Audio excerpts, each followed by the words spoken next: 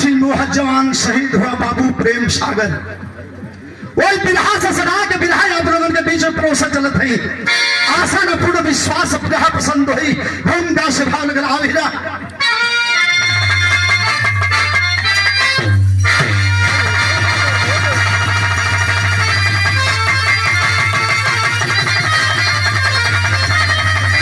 आने भैया अपन सुन लिया, तो सुन लिया अपन।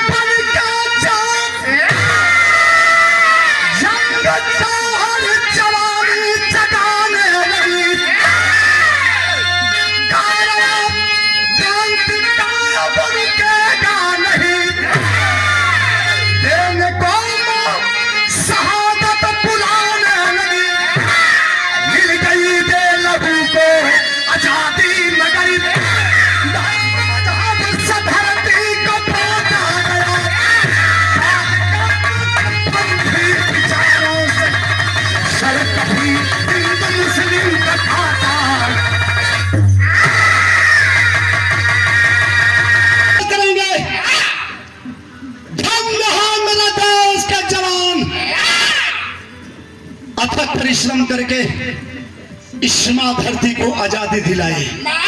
आजादी दिलाने के बाद हमारे हिंदुस्तान की धरती पर कुछ ऐसे निचौलिया लोग पैदा हुए, आखिरकार आपस में मतभेद पैदा कर दिए। जब मतभेद पैदा करे तो बाबू तो आखिरकार देखे देश का बंटवारा होने के बाद चुनाव हुआ। चुनाव में प्रधानमंत्री के दावेदार दो लोग, एक तरफ जिन्ना साहब थे, दूसरी तरफ पंडित जवाहरलाल नेहरू जी। बना दिया गया प्रधानमंत्री पंडित जवाहरलाल नेहरू जी को, परगना दिया गया जिन्ना साहब को। जब जिन्ना साहब को परगना दिया गया तो जिन्ना साहब आवाज दिए, अब मेरा पाकिस्तान अलग कर दो, देश का बंटवारा होगा। जिन्ना साहब पाकिस्तान को लेकर के अलग हो गए और पंडित जवाहरलाल नेहरू, राष्ट्रपिता महात्मा गांधी हिंदुस्तान को लेकर के तमाम नेता हिंदुस्तान को लेकर अलग हो गए। देश का बंटवारा हुआ। जो मुसलमान भाई पाकिस्तान की धरती पर जाना चाहते थे चले गए, जो हिंदुस्तान की धरती पर रुकना चाहते थे वो रुक गए। लेकिन रुकने के बाद जो हिंदू भाई पाकिस्तान की धरती पर फंसे थे उनके लिए कोई व्यवस्था नहीं थी, लेकिन जो मुसलमान हिंदुस्तान की धरती पर रुक गए उनके लिए तमाम व्यवस्था रखी गई। हमारे गयल के भाव हलाल तनिसाया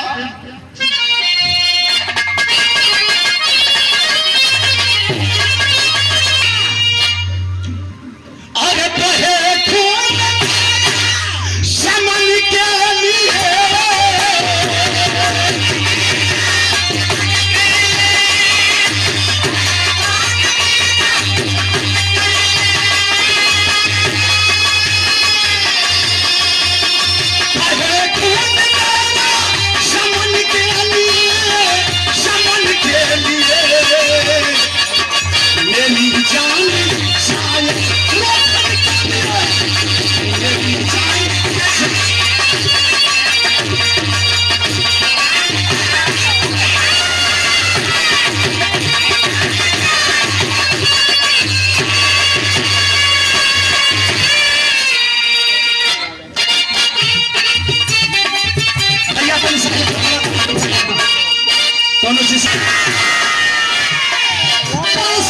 पड़ोसी के लिए संगीन यादव मोहल्ला मदीना का है, यादव मोहल्ला मदीना का है। एक दूसरे भाई हिंदू का यही हाल, एक बेटा ये जुल्म यार पूछो बेटी बेचारी सुषमा के गोद में समेटी, तब तो देख रहे पड़ोसी मुसलमान छुपा के घर में यादव जी से जावे खान कहे पड़ोसी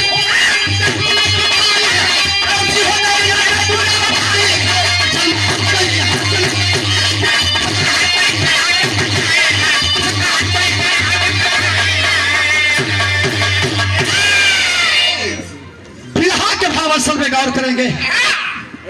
पाकिस्तान की धरती पर जो हिंदू भाई फंस गए, मुसलमान भाइयों ने आज हिंदुओं के ऊपर अत्याचार ढाना शुरू कर दिए।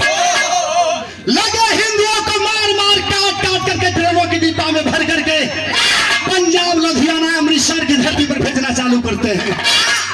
वही पाकिस्तान की धरती पर एक हिंदू परिवार फंसी है, नाम है देवचंद यादव। मालिक दो औलाद दिए हैं, एक बेटा एक बिटिया। भैया अनिल भैया तनी सोंडवा के थोड़ा सा धीमी गति करा, काटना शुरू करते हैं। उसी पाकिस्तान की धरती पर एक परिवार फंसी है, यादव परिवार है, नाम है देवचंद यादव। मालिक दो औलाद दिए हैं, एक बिटिया एक बेटवा। बेटा का नाम रख ले अर्जुन, बिटिया का नाम रख ले आरती हो बाबू। सुबह के बेला मुसलमान हिंदुअन के काटत मारत चल आवत बाड़न। अपने दरवाजा के गेटवा पर आप बाबू देवचंद यादव खड़ा हुन, देखलन कि आज पापी लगत है कि हमारे दोनों औलादन के हम बूढ़ी बूढ़ा दोनों के सम्मार दिहन। गनगन गनगन कापत हन। वही बीच बाबू एक मुसलमान खड़ा है, बगल में नाम है जावेद खान। देख लिया देवचंद यादव की हालात को और कहता है भैया रे क्या करता है रे पगला, तू मेरा भाई है, एक थाली में खाता है, एक बिस्तर पे सोता है। तू मेरे दुख सुख में हावी होता है, मैं तेरे सुख शांति में हावी होता हूँ। भैया एक बात बताऊं भैया, चल मेरे घर के अंदर रह ले, साल भर 2 साल 4 साल रहना है, घर के अंदर रह ले। भगदड़ शांत होगी, हिंदुस्तान की धरती पर भेज दूंगा, लेकिन जब तक जावेद खान के सीने में सांस है, तेरा एक भी बाल कोई फाका नहीं कर सकता है रे भैया। देवचंद यादव को लेकर के जावेद खान नाम का मुसलमान अपने घर पर जाता है और बाबू अपने घर के अंदर रखा है। वादा तो कर लिया भगदड़ शांत होगी, हिंदुस्तान की धरती पर भेज दूंगा, लेकिन वादा के साथ वो मुसलमान करता है क्या? गीत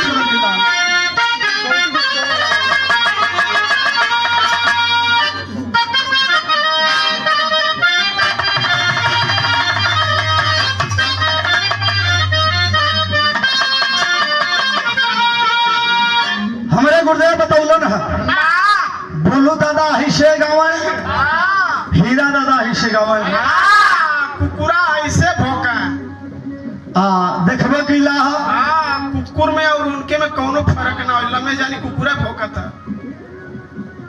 इतना बढ़िया कुकुर को बोली बोलत हूँ, अरे वाह, इतना बढ़िया कि हमरे समझ में आल, हम तो सुध गल। लेकिन जब भौंका ना तब जगला। इत जब कुकुरन मत बोला लगला हाँ, तब हम कहलिए भाई मंचवा पर सब कुकुर चढ़ा दिया लगा। अच्छी बात है, अपन कला है, अपन कारीगरी है। तो ऐसा आवाज सुने करे तो मेरे गुरुदेव से आप लोग सुने करिए, लेकिन हम आदमिया इंसान के जैसा बोल रही है, बहुत बड़ी बात। क्या बात, तनकम गधा बन जाइए।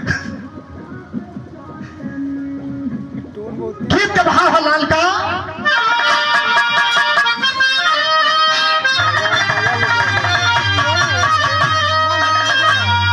कि मन कर सिलवट पर लोहा से, हर कुछ भी जवानी रजऊ,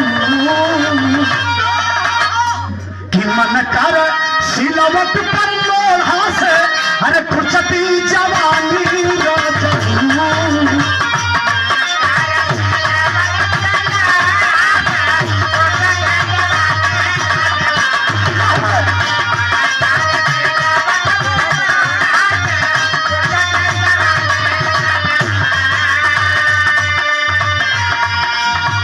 मन कार सिलावट पर लोहा से, तू छपी जवानी रजऊ, कलम सावत सन का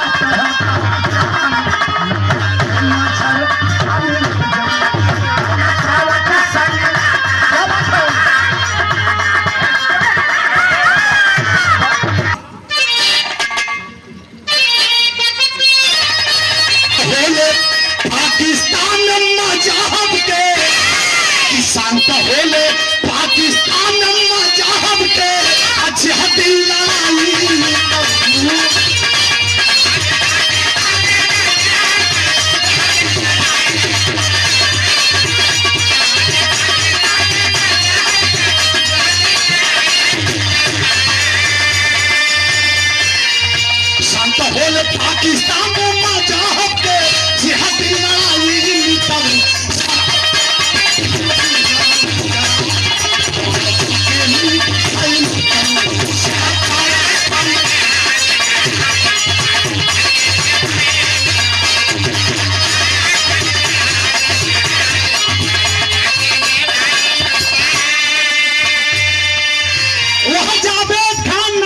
मुसलमान वादा किया, खरा उतरा।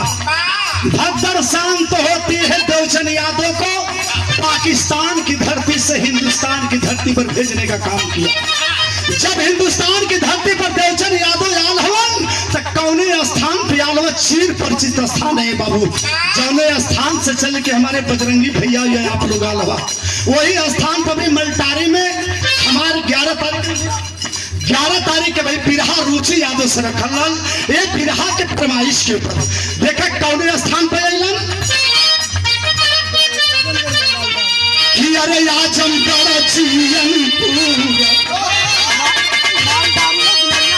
आजमगढ़ लेके परिवार का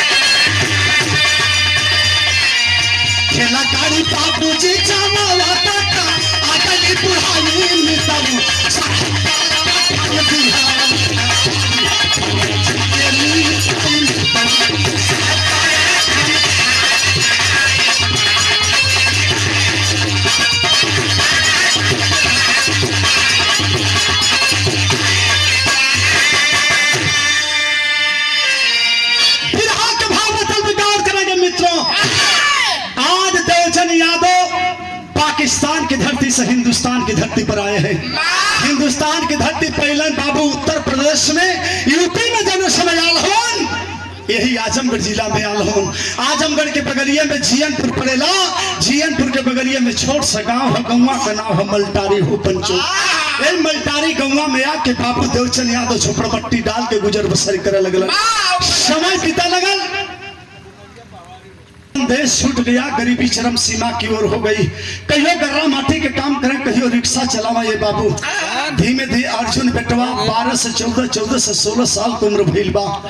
2-4 लड़का गौवा के सुबेरवा के बेला दौड़त हव रोज। अर्जुनवा से लइकन के संगत में संपर्क हो गयल। लड़कवा कहला कि भैया अर्जुन हमार रोज दौड़ल जला रे, हमन के संगवा दौड़ता लमछरवा लंबा तंबा हुआ, अगर कहीं भर्ती हो जीबा तो हर गरीबी कई कोसन दूर हो जाई। आज अर्जुनवा लइकन के संगत में पड़ के बाबू सुबेरे के बेला रोज दौड़े लगल। गरीबी चरम सीमा की ओर बाबू बाबू कहियो रिक्शा चलावा, कहियो गर्रा माटी का काम करत हो, कहियो पैसा का कमाई होकर तो चूल्हा धले। जहिया एको पैसा का कमाई ना होखे तब माई हो अगल बगल टोला मोहल्ला से आधी टुकड़ी रोटी मांग के बचवन के खिया के लोरी गा के सुता दे। अर्जुनवा दौड़त बाबू 6 महीना का दिन बीतल बा। लड़कवन से आगे दौड़े लगल, लड़कवा पर सम्मान करे लगल कि गरीबी से टूटल बचवा है ना, कितना सुघर है, कितना हौसला बा दिल के अंदर। आज बाबू अर्जुन एक दिन के बात है, शाम के बेला भाई बाबू बुद्धिराज माता बाबू देवचंद यादव रिक्शा चलावा गयल हवन और रिक्शा चला के घर किया और आल हवन।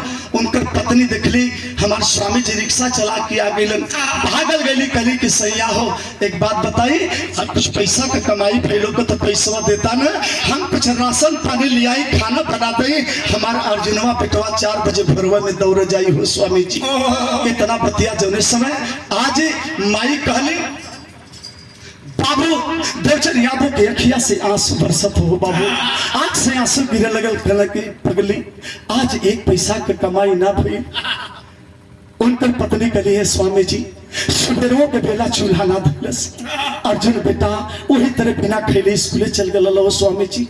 अगर सजिया के बेला अगर चूल्हा ना धरी तो हमारे बेटवा कुछ खाई ना तो सुबेरवा दौड़े कैसे जाई। अरे हमार लाल दौड़ा चाहिए स्वामी जी। इतना बतिया जने समय बाबू देवचन यादव सुनने मुहमा खोल गया। मुहमा खोल के रोए लगल कि गरीबी चरम सीमा की ओर है। पगली पगली एक बात बताई हमारी बात सुना, हमारी बात सुना। कल जाए रिक्शा चलावा, कुछ कमाई हो जाई, ले आके कमा के लेके आए तो बेटा के खिया दी। माई भागल गंगा में गई, सोचली के घर से आधी टुकड़ी रोटी लेके आई, बेटा के खिया के सुता दी। गली आधी टुकड़ी आने खातिर अगल बगल के लोग ताना मारत हो बाबू कि तोहार रोज का काम है ना, तो वो लोग के आधी टुकड़ी रोटी रोज दे। एगो माई बिना कैसे करे जवा जुड़ाई हो भैया, एगो माई बिना। अर्जुन सुतल है, कुछ रात गई, माई सोच गई कि देखिए हमारे बेटवा सुतल है कि ना। भैया पर मुड़िया रख के अर्जुनवा सुतल है, बाबू आंख से आंसू गिरत। अर्जुन रोवत, माई जाके मुहवा के सहला के कली बचवा, ई गरीबी है, ई गरीबी है लाल, समय से घबरा ना जला बेटा, सो जा बचवा। आज अर्जुनवा सुतल है, सुबह के बेला दौड़ा गयल, कुल लड़कवन से आगे दौड़त बा। न रात का खाना खैले बा, न सुबह का खाना खैले बा। मूर्छा आई बाबू, लड़खड़ा के अर्जुनवा गिरल। एक लड़का जो है तुरंत भागलाल कलब, भैया अर्जुन उठा हम जानते भैया रात का खाना ना खैले हुआ। अरे पगला है मिर्जापुर की धरती पर ना, मिर्जापुर की धरती पर भैया खोली भरती होते भैया। कितना दिन गरीबी से जुझबा, चला कहीं फौज में भर्ती हो जीबा तो तुहार गरीबी कहीं को संतूर हो जाई। अर्जुनवा लड़कन के संगत में बाबू चलल है, जाके मिर्जापुर की धरती पर खोली भर्ती हो बा। लाइन में खड़ा हुआ है, अगर लाइनिया में खड़ा भल बाबू तो अर्जुनवा सिलेक्ट हो गया। जब भर्ती हो गल तो वही लगले 6 महीना का ट्रेनिंग भी बिता ले। ट्रेनिंग बिता के बिल्ला वर्दी में होकर के घर की ओर चला है। माई बिल्ला वर्दी में जब बेटा के देखले सच के पा, हमें सपना देखते की हकीकत है। हमार बचवा बिल्ला वर्दिया में कितना सुंदर लगत है। भागल माई गली गली बचवा अर्जुन रे, आराम सपना देखते की हकीकत है। बेटवा कलश माई तुहार बेटा अर्जुनवा देश का रक्षक हो गया। फूले ना समाथी जवन माई गरीबी से आधी टुकड़ी रोटी मांग के खेवली, उपवास बेटा सुतल, पानी पिया के सुतौली। आज बेटा देश का रक्षक फौजी हो गया। वो माई बाबू के दिल के ऊपर का बीतत रही हो बाबू। माई अपने बेटा का हौसला मराई करती, हल्दी चंदन लगौली लगा के करती का गीत बदल गई।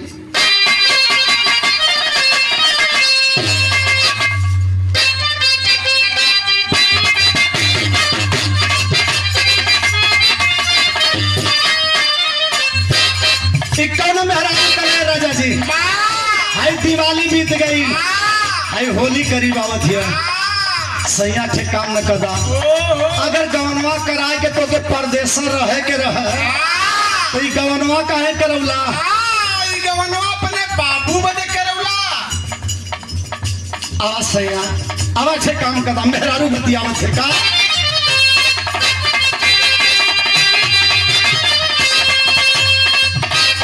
एहो परकस पिया नाय बकाओ,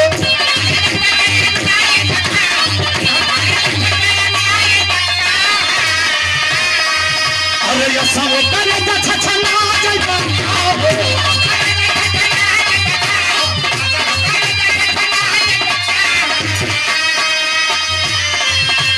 एहो परकस पिया नाय बकाओ, सब करे त छछना जाय बकाओ।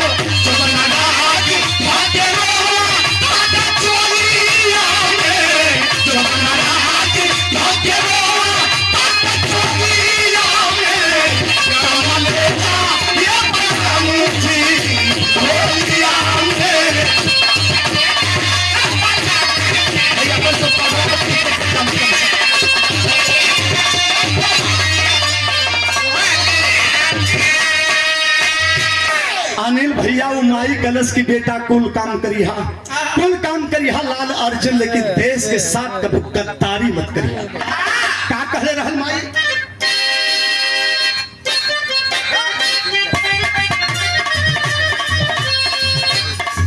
बेटा जी ने सवार दलाना हो,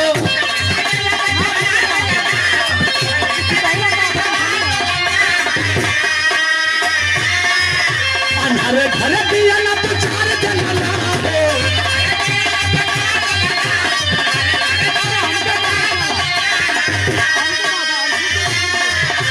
ये पता जिंदगी सवार जलाना हो हमारे घर दिया ना तू चार जलाना हो पानी का पहला होके तू फौजी आए पानी का पहला होके तू फौजी आए कभी सोचे नहीं आई दुनिया में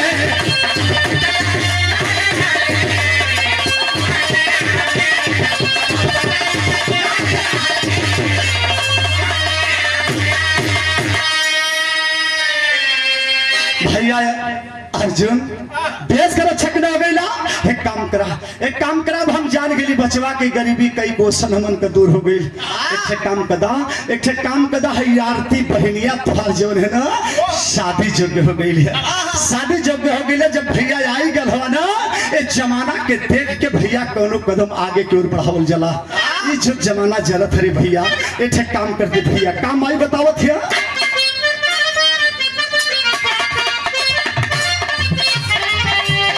बिटिया सयान घर में दहेज के ना डर हो बिटिया सयान घर में दहेज का ना डर हो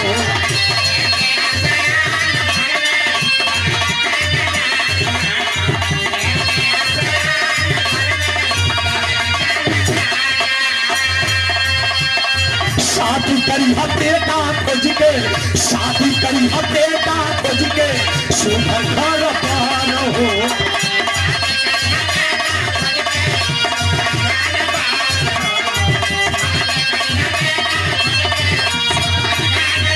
भैया बेटी पहुंची बोली बाबुल के पानी बेटी पहुंची बोली बाबुल के पानी सोचले नहीं गाली दुनिया में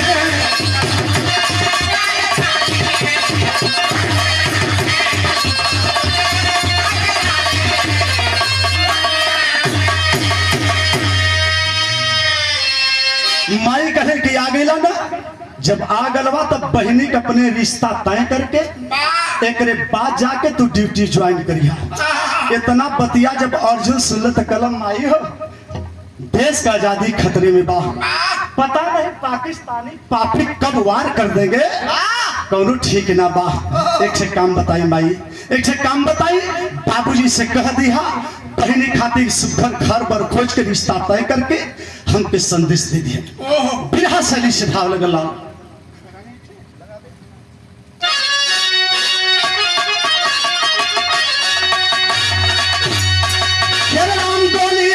सजई है पीरना गोली हाथे सजई है पीरना लपटी भारी लपट के कीर्ति से जमई है भाई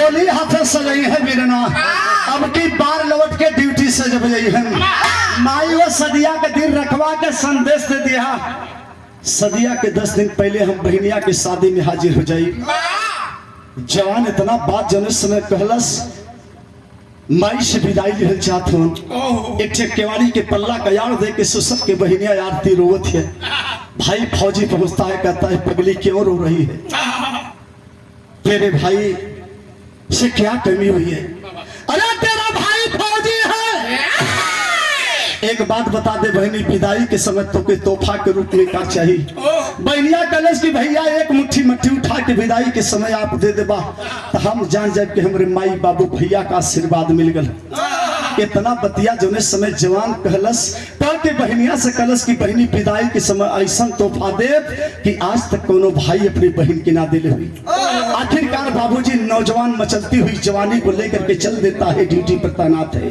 सरहद हिंद पर ड्यूटी पर तैनात हुआ धीमे धीमे 4 महीने का दिन बीता है पंचो जब 4 महीना का दिन बीतल है बाबू एक दिन के बाद बंकर में 4 साथियों की ड्यूटी लगती है साथ में दो साथी सोते हैं तो दो साथी जागते हैं। घड़ी में 12 बजे था हो बाबू, आयलोसी से और अर्जुन देखता है कुछ पाकिस्तानी औरतें हिंदुस्तान में 12 बजे रात में प्रवेश करना चाहती है। सोच गया अर्जुन इसका मतलब कि घुसपैठी हिंदुस्तान के अंदर प्रवेश कर रहे हैं, इसलिए शक की कारण यही बन रहा है कि आखिरकार इतना रात में औरतों का आना ठीक नहीं है। सोच गया अर्जुन की औरत के भेष में घुसपैठी। एक साथी साथ में जागा है, उसको नहीं देखता है कि वह जागा है कि सोया है। हाथ में हथियार लिया है, तड़ातड़ गोली चलाना शुरू करता है अर्जुन। इतनी गोली चलल बाबू, तमाम घुसपैठी मारल गईलन। कुछ घुसपैठी वहां से भागल चाहत। सोच गया अर्जुन के अगर पापी बच जाएंगे आज नहीं कल, फिर हमारे देश के ऊपर वार करेंगे। कहने की बात को अर्जुन भूल गया, जोश में होश को खो दिया। पंचो, आज अर्जुनवा पाकिस्तान में कैसे प्रवेश हुआ? हिंदुस्तान से पाकिस्तान में प्रवेश हो गया। जैसे हिंदुस्तान से पाकिस्तान में प्रवेश हुआ है, पाकिस्तान की चारों तरफ से फौज अर्जुन को घेर लेती है। घेर लेने के बाद हैंड सब करा करके हथियार को जब्त कर दिए। जो समय हथियार के जब्त करौले हम बाबू, अकेला के बात ले जाके अर्जुन के दल्लन लाहौर की जेल में। जेठ वैशाख का दिन है, अर्जुन के हाथ में गैता थमा देते हैं पापी। पीला वर्दी उतार लिए, कोड़ों की मार मारे, आवाज निकलवाना चाहते हैं कि फौजी बोल बोल, हिंदुस्तान मुर्दाबाद, पाकिस्तान जिंदाबाद। अर्जुन कहता है नहीं, जब तक मेरे सीने में सांस है एक तक तय नहीं होगा। तुम लोगों ने कोड़ों की मार मारा, नमक छिड़क छिड़क के मारा, नहीं खड़ा सका जुबान को। एक बात सुन ले, एक भी जुबान पीछे नहीं हटाऊंगा। हिंदुस्तान जिंदाबाद, पाकिस्तान मुर्दाबाद। इतनी बात सुनने के बाद वह पाकिस्तानी फौजी लाहौर की जेल में लेकर के जाते हैं, कोड़ों की मार मारे और ले जा करके अर्जुन को। बाबू जेठ वैशाख का दिन है, कड़ी धूप है, हाथ में गैता थमा दिए, ड्यूटी लगाते हैं तो पत्थर तोड़ने की। गैता उठाकर अर्जुन पत्थर तोड़ रहा है। कुछ पत्थर तोड़ने से बाबू हाथ में छाला पड़ल बा, वो छलवा के देख के आज माई बाबू का याद आवत है। ए अनिल भैया, आज अर्जुनवा फौजी हाई माई के याद में रोवत है कि आज माई बाबू हमारा रहता, हाथ में छाला देके ना कदा बर्दाश्त करते। कैसे माई बाबू बर्दाश्त करतन? कहियो रिक्शा चला के बाबू हमें एको पैसा कमाई ना हो गए, हमार माई अगल बगल टोला मोहल्ला से आधी टुकड़ी रोटी मांग के हमके खिया दे, लोरी गा के सुता दे। आज ये हाथ में छाला माई देखत कैसे बर्दाश्त करो? बाबू हो जवान रोवत था तो कैसे रोता? गीत बदल गई।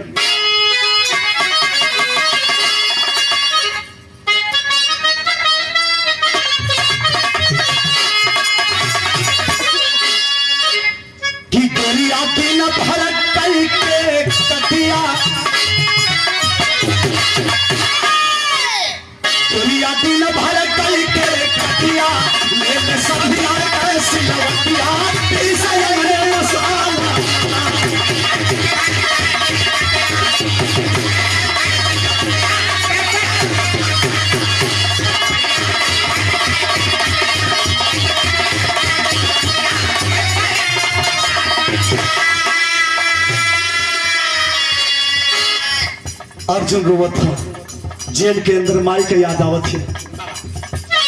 सावन भादो भयल नयनवा, सावन भादो भयल नयनवा, माँ का याद आवा वही दिनवा, दौलत खरीद से कहिया।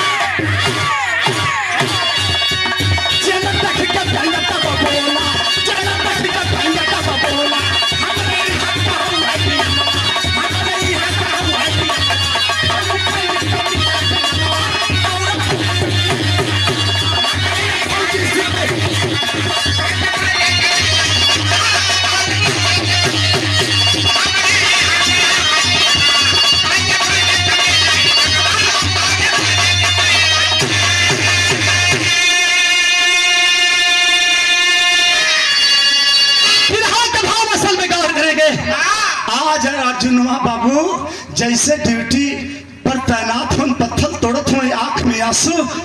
याकूब नाम का जेलर पाकिस्तानी आता है और आकर के अर्जुन से आवाज देता है, अरे हिंदुस्तानी फौजी मेहनत से काम करो। अरे हिंदुस्तानी फौजी मेहनत से काम करोगे तो लाहौर की जेल का नियम है, लाहौर की जेल का नियम है, जो हिंदुस्तानी फौजी मेहनत से काम करता है उसे लाहौर की जेल इनाम देती है।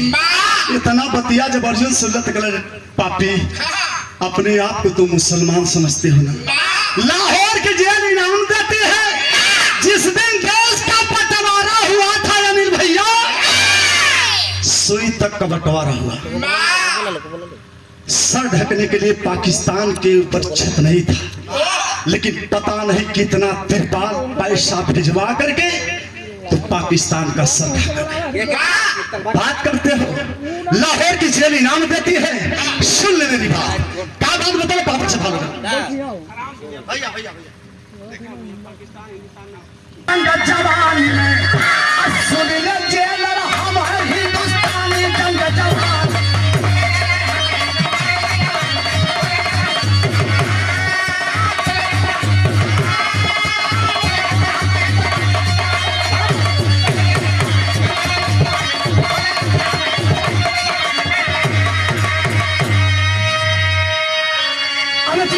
ईमान सच्चा सच्चा मुसलमान हो, तेरे जैसे क्या देंगे भारत को इनाम हो। तुझके जकर दिल में पास शैतानी जंग जवान में, अब उठे ही तक खतर बता जानी जंग जवानी। बिरहा के भाव स्थल पे गौर करेंगे, वह याकूब नाम के जेलर से पाकिस्तानी से अर्जुन कहता है, अरे पापी अपने आप को तो मुसलमान समझता है ना, जिसका ईमान सच्चा नहीं वो कभी सच्चा मुसलमान नहीं हुआ करता। इतना बतिया कहला के बाद कलश तू समझता है कि मैं हिंदुस्तान का पैदा हूं? नहीं, हमारे पिताजी भी बताते हैं कि मैं हिंदुस्तान का पैदा नहीं हूं। क्या बताओ बाबू, आधा सिखा लगा।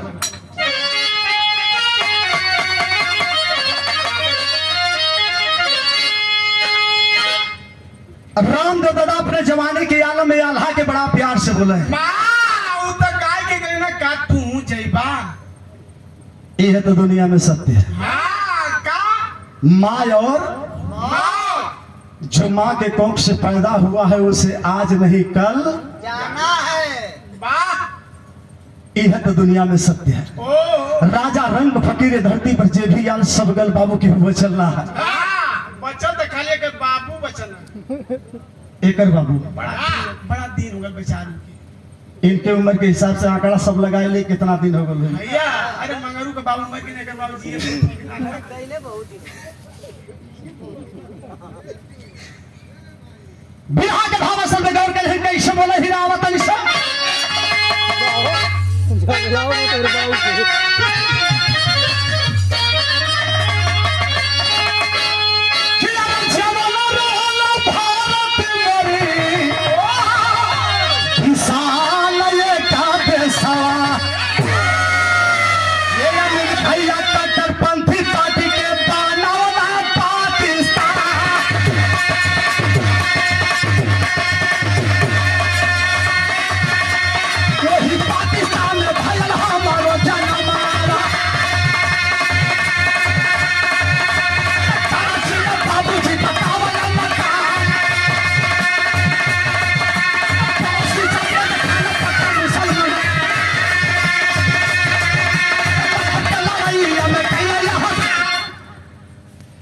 गौर करेंगे मित्रों। याकूब नाम के जेलर से अर्जुन फौजी कहता है, हमारे बाबूजी भी बतावल कि हमरो सदर दुनिया है पाकिस्तान की धरती पर हल। पाकिस्तान की धरती पर कराची पड़ता है। उसी कराची की धरती पर हमारी सजी हुई दुनिया थी, लेकिन तुम्हारे जैसे मिचौलिया लोग कभी हिंदू मुस्लिम आपस में विवाद नहीं चाहता है, लेकिन तुम्हारे जैसे मिचौलिया लोग हिंदू मुस्लिम के बीच में दंग होने का काम करते हैं, दंग कसने का काम करते हैं। जब चुनाव आता है तो कहते हैं कि हिंदू भाई एकजुट हो जाओ, मुसलमान भाई एकजुट हो जाओ, हिंदू मुस्लिम सिख ईसाई हम सब लोग हैं भाई भाई। नारा लगता है जब चुनाव का समय खत्म होता है तो उस दिन जात धर्म का नाम चल जाता है। विरह के भाव स्तर में गौर करेंगे, याकूब नाम का जेलर से अर्जुन कहता है सुन, वह नेक इंसान बाबू जावेद खान पाकिस्तान कराची का रहने वाला, जब भगदड़ हुई थी मेरी पूरी परिवार पाकिस्तान की धरती पर फंसी थी। 2 साल तक वह नेक इंसान बाबू जावेद खान मेरे परिवार को अपने घर के अंदर रखे। भगदड़ शांत हो जाने के बाद सही सलामत से मेरे पूरे परिवार को हिंदुस्तान की धरती पर भेजने का काम किए। नमन करता हूं, वंदन करता हूं, शख्स को प्रणाम करता हूं। इतना बतिया याकूब नाम का जेलर जब सुन तो कल भाई इतना व्यंग कसली ससुरा मानत है ना, लेकिन हिंदुस्तान का पानी हो आजमगढ़ का पानी हीरो का बेटवा कैसे बर्दाश्त करे हो बाबू। अर्जुन कल सुन, धन्य है बाबू जावेद खान, अगर शायद उनको पता चल जाता कि आज अर्जुन लाहौर की जेल में है तो बाबू जावेद खान कदाप नहीं बर्दाश्त करते। याकूब नाम का जेलर ड्यूटी से छूटता है, समय हो गई है, बिल्ला वर्दी पहनता है, हाथ में लेन चलिया चल दिया अपने घर की ओर, जाकर के कपड़ा पहना है, हाथ में लेन चाहे अपने अब्बा से सवाल कर दिया, अब्बा अगल बगल में कोई हिंदू रहता था? हाँ बेटा, कसम गरम रे। अगल बगल में तमाम हिंदू रहते थे। बात क्या है? कल एक हिंदुस्तानी फौजी को मैं कैद करके रखा हूं। जब मैंने टैंक कसना शुरू किया एक भी जुबान पीछे नहीं हटाया, लेकिन बार बार बाबू जावेद खान का नाम ले रहा है। कुछ लगाव है क्या अब्बा आपसे? बाबू कहे बिल्ला वर्दी उतार दे बेटा, लेंच रख दे, हाथ मुंह धो ले, भोजन कर ले, सुत ले। एक बात बता दे बेटा, उस फौजी से सुबह के बेला मुझसे मिला सकता है? हाँ अब्बा, चलिए सुबह के बेला मैं उस कैदी से मिलाता हूं। सुबह की बेला हुई है, रात में नींद नहीं लगी जावेद खान को। जेल के अंदर पहुंचते हैं, जौने रूम के अंदर अर्जुन बैठा है, सर पे कमर डाल के बैठा है, पीछे से जाते हैं बाबू जावेद खान, पीठ पर जैसे बाबू ठोकले हुन, गुस्सा में लाल होकर के अर्जुनवा तकले हो। तुम भी मुसलमान हो ना, मेरे पास क्या बचा है? चमड़ी बची है ना, खींच लो इस चमड़ी को, खींच लो चमड़ी को, लेकिन मैं जुबान नहीं खोलूंगा। बाबू जावेद खान इस बात को जब सुने कहे बेटा मैं चमड़ी नहीं खींचने आया, मैं मुसलमान जरूर हूं बेटा, लेकिन इंसान हूं। एक बात बता दे, तू रहने वाला कहां का है? इससे आपसे क्या लेने देना? बेटा कुछ रिश्ता है बता दे। बेटा सत्य जबरदस्ती सुनता है तो सोच गया इन पापियों के चलते जेल में हवा आती है और जाती है, लेकिन लाहौर की जेल में बेटा कहने वाला पैदा हो गया। 2 बार 4 बार बाबू जावेद खान कहे बेटा बता दे कहां का रहने वाला है, किसका बेटा है तू? अर्जुन दया आ जाती है, कहता कि हाँ बाबू हमारा घर उत्तर प्रदेश पड़ता, उत्तर प्रदेश में भी पड़ता है, यूपी के बगल में आजमगढ़ जिला है, आजमगढ़ के बगलिया में जीएनपुर है, जीएनपुर के बगल में छोटा सा गांव है, गांव का नाम है मलटारी। कल बेटा तू मलटारी गांव का है, ठीक है, लेकिन एक बात बता दे, कहीं तू देवचंद यादव का बेटा अर्जुन तो नहीं है? अर्जुन का नाम जब वो अर्जुन सुनता है तो पैर तले जमीन खिसक गई। सोच गया अर्जुन, लग रहा है कहीं बाबू जावेद खान तो ही नहीं है। हाँ बाबू, हम ही देवचंद यादव के बेटा अर्जुन है।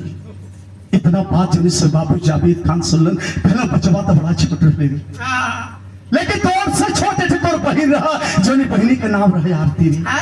अपने हाथ से हम दूध पियोली, वो बिटिया रानी की लोरी गा गा के सुतोली, बिटिया के तनी बड़ी बड़ी खुल जाता है उस फौजी का मुंह, और मुंह खोल करके रोना शुरू करता है, कहता बाबू बहनी के बात पूछता था, जो बहनी की आरती के अपने हाथ से दूध पियोला, लोरी गा गा के सुतौला ना, वो बहनी का दशा जानना चाहता हुआ, पता हुआ था फौजी का।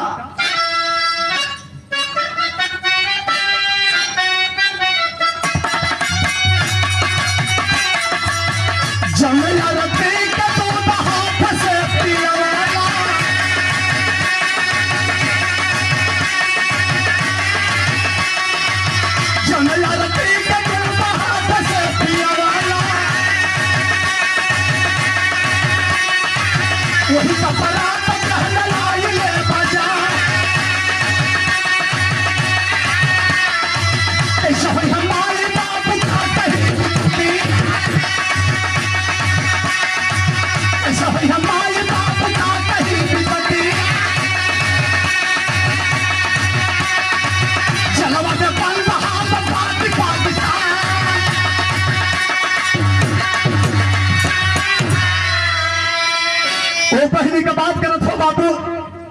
अरे जब बहनी का कल दरवाजे पर बारात आओ वाली मासूद भाई लाहौर की जेल में बंद होकर ओ माई बाबू के दिल के ऊपर का बीतत हुई, ओ बहनी के दिल के ऊपर का बीतत हुई बाबू। इतना बतिया जब बाबू जावेद खान सुनन याकूब नाम का जेलर बगलिए में बैठल बाबू, बर्दाश्त नहीं हुआ बाबू जावेद खान से। और जब जावेद खान से बर्दाश्त ना भेल तो ही जे काम कैलन का कैलन,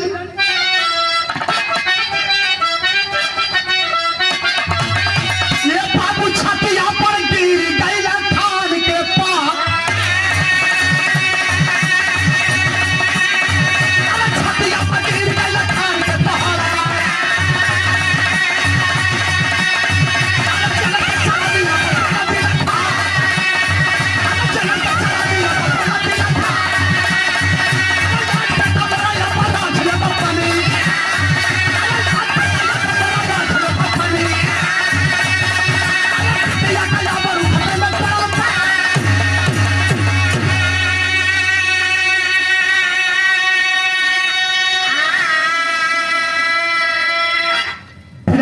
असल में गौर करेंगे बाबूजी, जावेद खान याकूब नाम के जेलर के पैर पर जाकर के गिर पड़ते हैं, बेटा मैं जिंदगी में तुझसे कुछ नहीं मांगा, एक एहसान कर सकता है।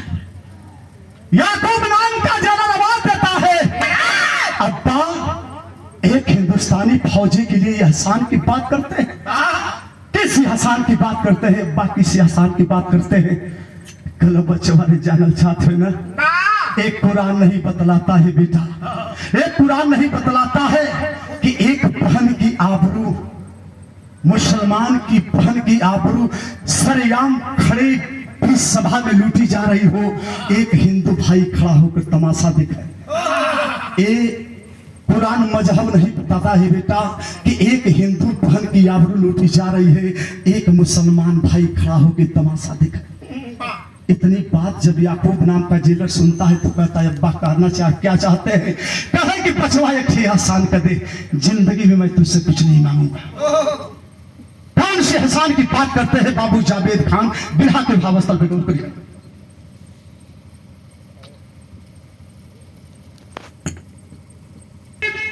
आवा आवा तो एक पत्ते और लगा बाबू था, आवा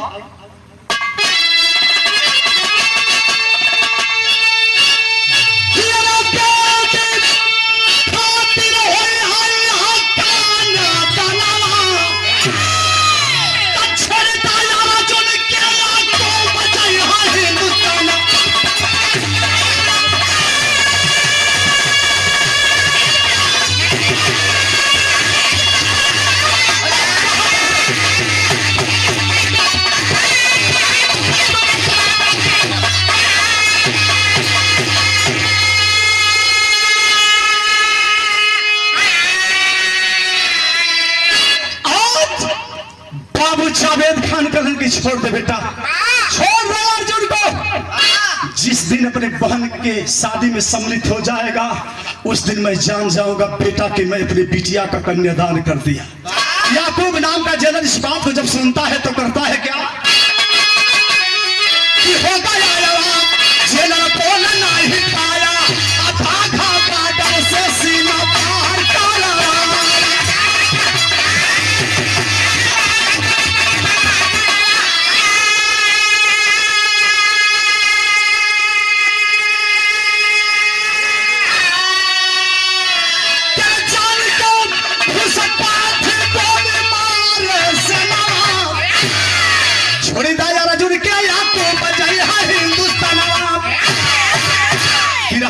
स्थल पे गौर करेंगे बाबू, याकूब नाम का जेलर अर्जुन की कलाई को पकड़ता है, कहता है चल भैया चल मैं तुझे हिंदुस्तान की धरती पर भेज दूं।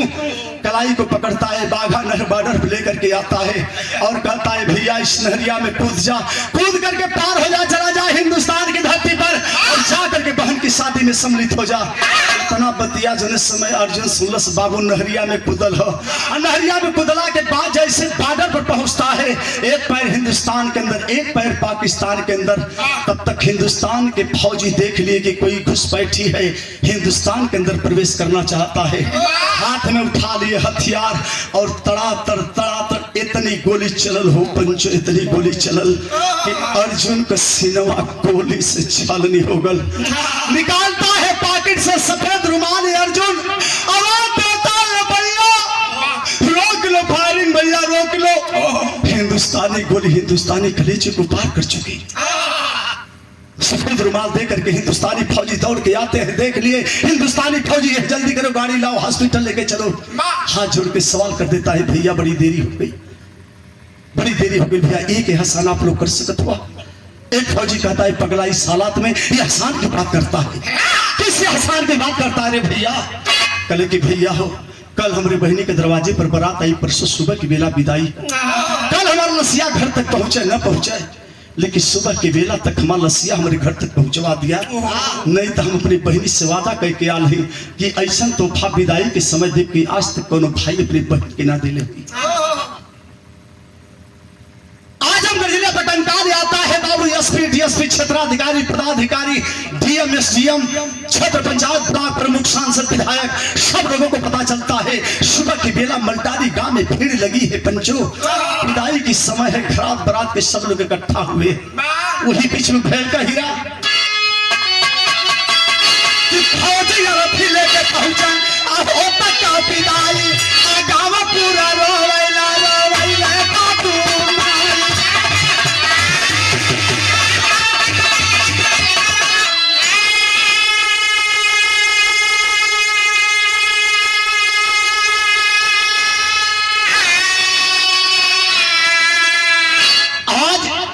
समियाना में घरात बरात के सब लोग जुटल है बाबू। वही समियाना में एक जिप्सी में बैठे हुए 5 फौजी उस अर्जुन फौजी की लाश को लेकर के पहुंचते हैं। ए बाबू जो समय बाबू देखने के बाद बेटा अर्जुन आ गए, खुशी में झूमत हवन, खुशी में झूमले के साथ साथ कौनो सखी भाग के घरवा में गई, जाके कहल के अरे बहन आरती जो ने भैया खातिर तू बेचैन रहलू, तुहार भैया अर्जुन आ गइलन। भागल वो बहनिया लाल चुदरी में सज के वो समियाना में पहुंचल बा, जो ने समियाना में भैया का ताबूत उतारल बा। ए बाबू भीड़ चारों तरफ से घेर ले बा, बाबू खुशी में झूमत हो के हमार बेटा फौजी अर्जुन आ गया। लेकिन तबले बाबू भिड़िया के चीरत बहनिया वो ताबूत के पास पहुंचल, और तबले थे फौजी और ढपनवा के खोल दलस ताबूत के, देखलस बहनिया के हमार भैया तिरंगा में लिपटल हवन, हाई अखिया मुदा गइल, मुहवा खोल गल बा। सोच गइल कि हमार भैया कहले रहलन कि विदाई के समय ऐसा तोहफा दे कि आज तक कोनो भाई अपनी बहन के ना दिल हुई। यह सोचत है बहनिया, और सोचही में बाबू अचानक दौड़ा आयल है, और जब दौड़ा आल बहनिया आरती भी तर्द वही जब गिरल है, और गिरला के बाद ये दुनिया के बहन आरती भी छोड़ल सो पंचो। और जब बहनिया आरती दुनिया के छोड़ल है, बाबू फुट फुट के रोवत हूँ, बेटा हम तो के यही दिन खातिर पलली पोसली, रिक्शा चलौली, गर्रा माटी का काम कैली, फौजी हो गईला, सोचली गरीबी कई कोसन दूर गई, हमार बेटा हमरे खातिर के बुढ़ौती का सहारा है। लेकिन बाबू कहे के लोग कह देला अरे फलाना का बेटा फौज में शहीद हो गया, लेकिन बाबू केकर अर्थी केकरा कंधा पर होखे के चाहिए। आज बाबू तो पलनन कि हमार बेटा जहिया में दुनिया के छोड़ हमार बेटा के कंधा पर उठा के ले जाके श्मशान घाट तक पहुंचाओ का काम करी। लेकिन आज बुढ़ा बाप एक जवान बेटा को अर्थी लेके श्मशान घाट तक पहुंचाओ का काम करत हुन। उनके दिल से पूछे बाबू उनके दिल के ऊपर का बीतत हुई। बाबू खुद करो तो बिरहा का आखिरी मुड़का